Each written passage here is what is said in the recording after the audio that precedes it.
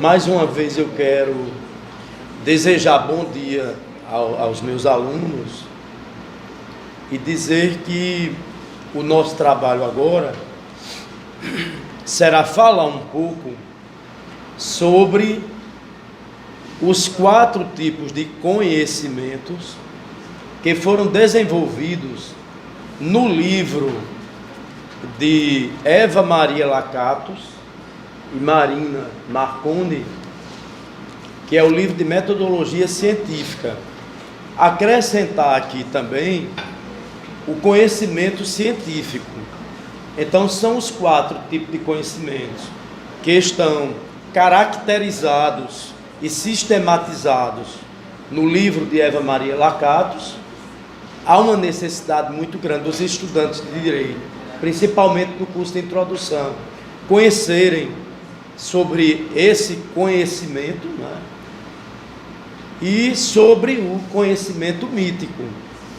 Até porque eu já discuti aqui na sala de aula com vocês a verdade e as formas jurídicas do Michel Foucault, onde vocês analisaram comigo o mito de Édipo e as implicações, né, e as construções que nós poderíamos tirar do mito para análise do direito.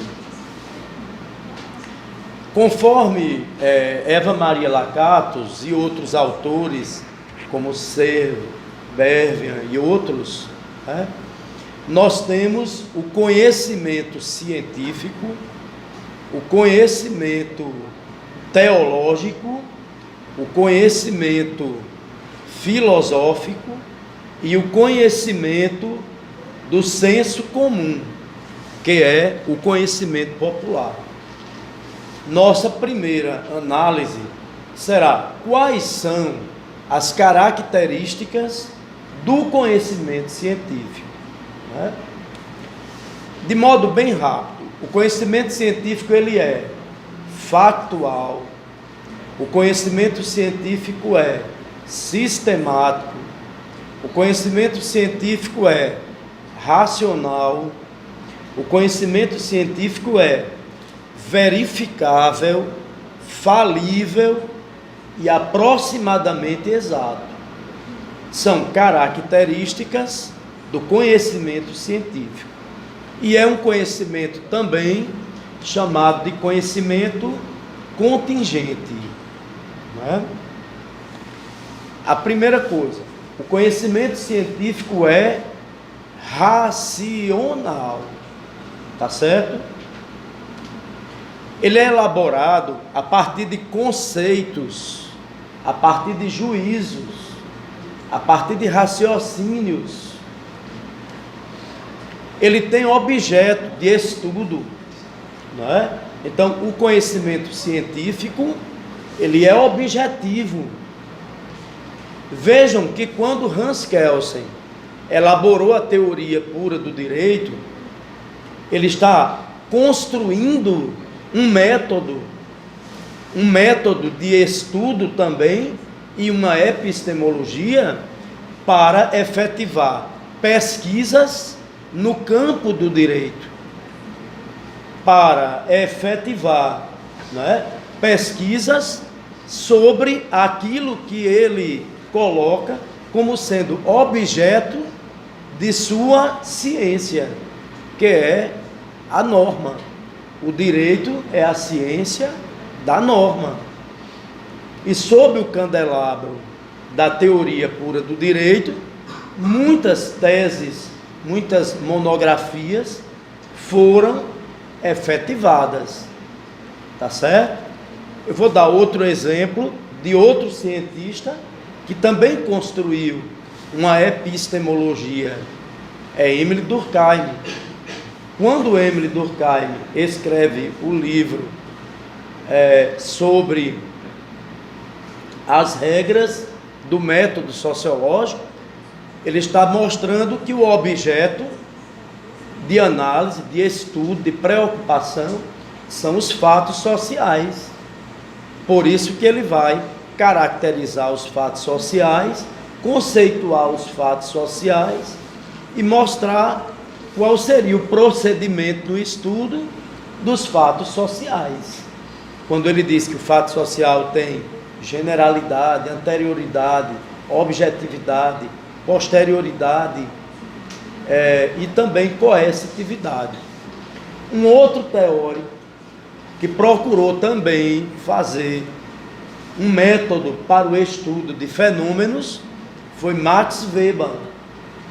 A partir de 3 grandes obras do Max Weber, Economia e Sociedade, As Regras do Método Sociológico e um estudo sobre a ciência como vocação e a política como vocação, ele mostra o seu método, que é o método chamado de tipos ideais. A partir dos tipos ideais, ele vai estudar exatamente a ação social, as ações sociais, assim como ele vai estudar também o poder, que ele chama de dominação.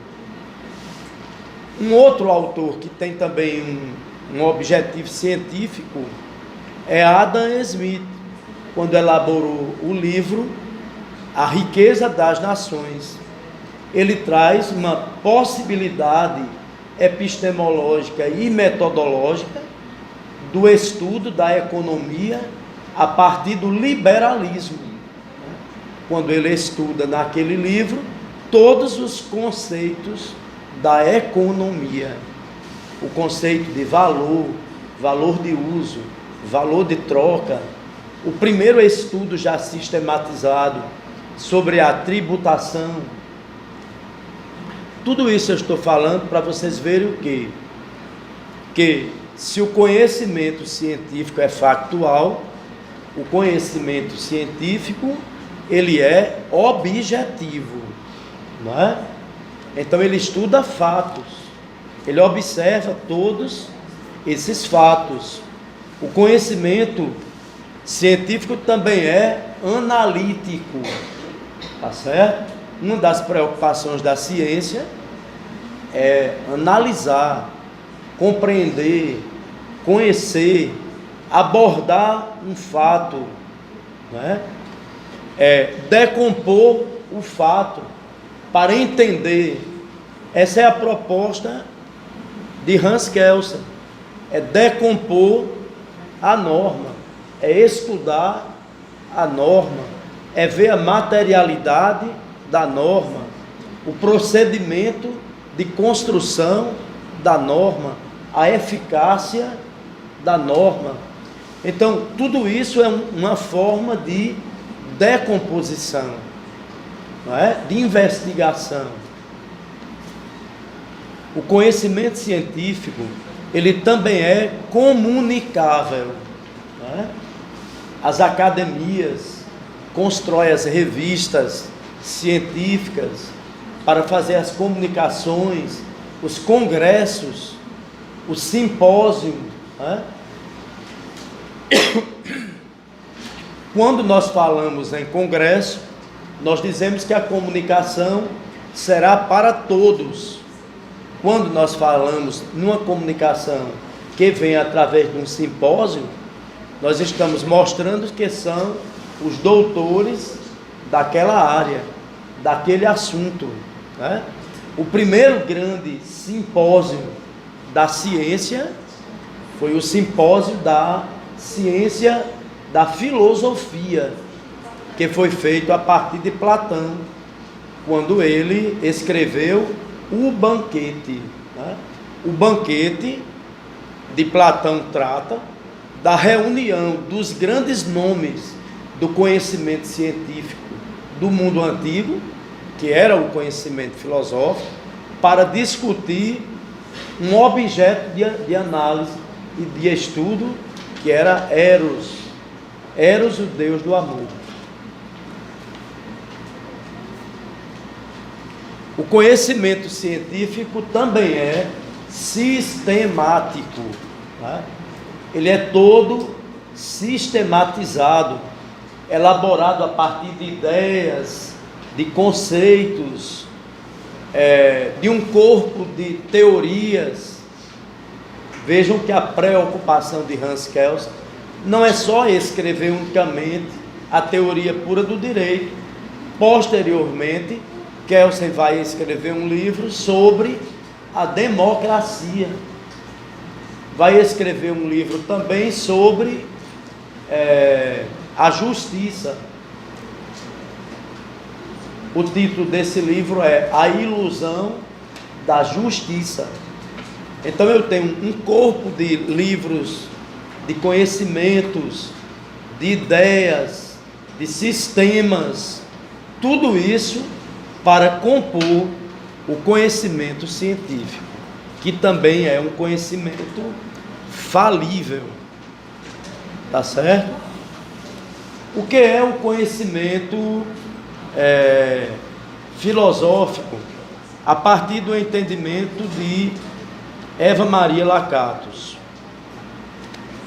O conhecimento filosófico, ele também é racional. Ele é obra da razão. Essa razão, esse movimento racionalista, ele começa com Platão, né?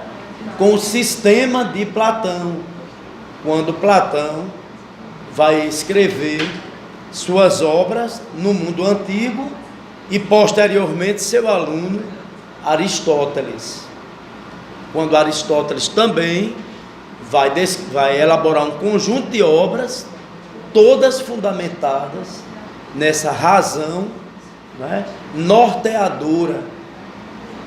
Então esse conhecimento racional, nós temos um grande nome dentro desse conhecimento, que é René Descartes, quando ele escreveu também um conjunto de regras para a ciência moderna.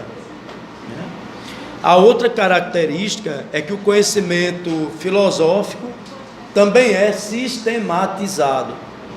Nós temos um conjunto de sistemas da filosofia. Mais uma vez a gente volta a falar no sistema em Platão, em Aristóteles, né? Hegel, que traz um corpo de conhecimento enorme. Ele é não verificável. As teses da filosofia não necessitam de serem verificadas em laboratórios, como as teses lá do campo da ciência. O conhecimento filosófico, ele é exato, tá certo? Essas teses, elas são produtos de um determinado momento de reflexão. As teses de Platão, as teses de Aristóteles, as teses de Marx e de Engels, né, na construção da ciência do materialismo histórico dialético, no exame que ele faz da economia capitalista a partir do método do materialismo. O conhecimento filosófico, ele é também não verificável e é exato. Lembrem que a ciência tem a característica de ser aproximadamente exata. A filosofia, a sua característica aqui é que é exata. Tá certo? E o conhecimento teológico. O conhecimento teológico é também muito importante na nossa discussão, porque é também um sistema de conhecimentos, um sistema de valores, né? E ele é um conhecimento inspiracional. Alguém tem a inspiração, né? Moisés foi inspirado a construir as tábuas da lei. Nós temos Allan Kardec, que foi inspirado a escrever sobre o Evangelho segundo o Espiritismo. O próprio texto bíblico também é todo inspirado, tá certo? Isso é uma característica, além do texto ser sistematizado. Então, o conhecimento teológico também é um conhecimento sistematizado. Ele é exato, já nasce infalível e já nasce não verificável. Eu não preciso verificar as teses, porque elas estão sustentadas em textos sagrados. Uma outra coisa que eu tenho no conhecimento teológico é que ele é fundamentado em dogmas. Eu tenho dogmas e textos considerados sagrados. O conhecimento popular, ele não tem nenhuma sistematização. Como ele não tem essas regras, essa sistematização da ciência normal e da filosofia, eu digo que ele é assistemático, tá certo? Que ele é também falível e inexato. O chá vai dar certo para uns e outros não. Chá de sabugueira pode passar a febre de algumas pessoas, mas de outros não. O chá da casca de laranja pode passar a dor de barriga de alguém, mas pode não servir para outras pessoas. Então nós aprendemos esse conhecimento no ouvir dizer, né? Eu escutei, eu ouvi dizer. Então ele também é reflexivo. Algumas respostas que o homem dá para os fenômenos da natureza são de reflexões do senso comum, do conhecimento do senso comum. E por último, o conhecimento mítico. Eu faço referência aqui à mitologia grega e à mitologia greco-romana. Na mitologia grega, eu tenho dois elementos que estão presentes na mitologia, que é a razão e a desrazão. Quando eu digo a razão, eu estou fazendo referência à figura do deus Apolo, que é o deus da lógica, da calma, do cálculo matemático, da música, né? Mas quando eu verifico no mito a desrazão, as paixões, as pulsões, os instintos, eu estou fazendo referência a um outro deus, que é exatamente Dionísio ou Baco, né? Então a mitologia também vem para explicar a realidade. E nos mitos gregos eu vou encontrar sempre a figura do herói portador de poder. Basta vocês lembrarem de Édipo Rei. Édipo Rei, ele é também herói, tá certo? Porque ele salva a cidade em um determinado momento de crise, mas ele é também o portador de um poder tradicional, já que ele é um herdeiro do trono, não é? Ele tem poder tradicional, e ele possui também o poder que o próprio Estado vai dar a ele, que é o poder legal. Nesse sentido, ele é também um tirano, não é? Ele comporta-se como um tirano. Então, o conhecimento mítico, o mito de Édipo, ele serve para a gente perceber o nascimento de uma pesquisa, de investigação, feita já de modo sistemático no próprio mito, né? No próprio mundo antigo. Já havia uma preocupação com a investigação, e vocês compreenderem que aquele que tem o poder de fazer a investigação é aquele que também tem o saber. Então eu não separo no mundo antigo dos gregos o saber do poder, porque o poder está associado ao saber. Michel Foucault, quando aborda Édipo, quando estuda o mito de Édipo, é no sentido de fazer essa análise de uma genealógica e arqueológica para investigar o poder, como o poder é construído, como se faz alguém que tem o poder, uma pesquisa com um método de verificação, a partir de pedaços, de metades, de falas, não é? Que são unidas, interpretadas, racionalizadas na busca da verdade.